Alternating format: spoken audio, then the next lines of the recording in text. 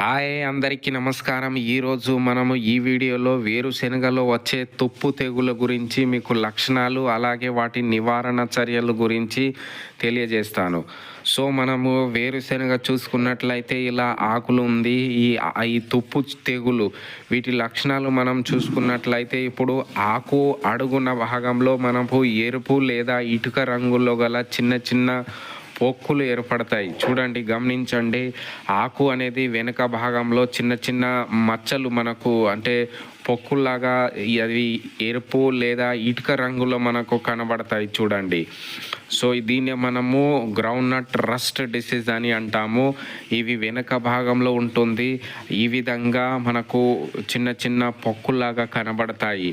అదేవిధంగా మనము ఇంకా ఆకు యొక్క పై భాగం చూసుకున్నట్లయితే వెనుక భాగం ఆ విధంగా ఉంటుంది. అదేవిధంగా ఆకు యొక్క పై భాగం చూసుకున్నట్లయితే ఆ విధంగా పసుపు రంగులో మచ్చలు ఏర్పడతాయి.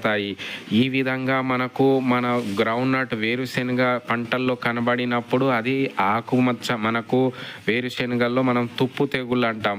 వీటిని నివారించుకోవడానికి మందులు చూసుకున్నట్లయితే మార్కెట్లో క్లోరోథలోనిల్ లీటర్ నీటికి 2 గ్రామ్ కలిపి స్ప్రే చేసుకోవచ్చు. లేదంటే మనకు మ్యాన్కోజబ్ 2 గ్రామ్ కలిపి స్ప్రే చేసుకున్నట్లయితే ఈ రస్ట్ డిసీజ్ దీన్నే మనము వేరుశెనగ తుప్పు తెగులని మనము కంట్రోల్ చేసుకోవచ్చు.